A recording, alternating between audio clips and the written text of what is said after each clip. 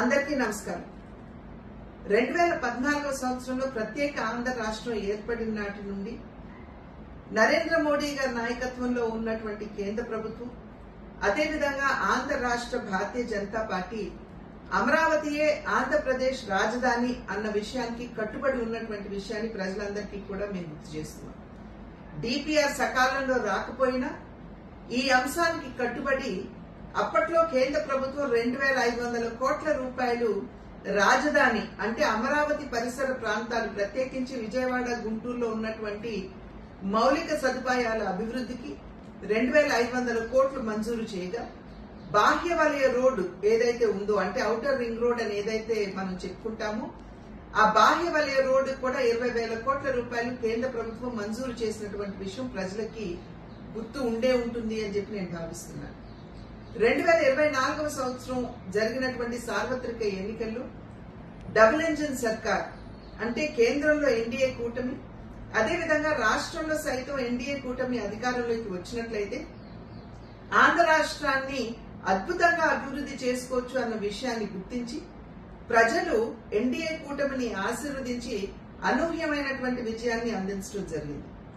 ఇవాళ ఏదైతే ఎన్నికల సందర్భంలో కేంద్ర ప్రభుత్వం అదేవిధంగా భారతీయ జనతా పార్టీ తెలియజేసిందో, అమరావతి నిర్మాణానికి అభివృద్ధికి సంపూర్ణ సహకారాన్ని అందిస్తాము అని చెప్పినటువంటి నేపథ్యంలో వరల్డ్ బ్యాంక్ మాధ్యమంగా 15,000 కోట్ల రూపాయలు, అదేవిధంగా హడ్కో మాధ్యంగా 11,000 కోట్ల రూపాయలు అందించడానికి నిర్ణయం చేయడం జరిగింది.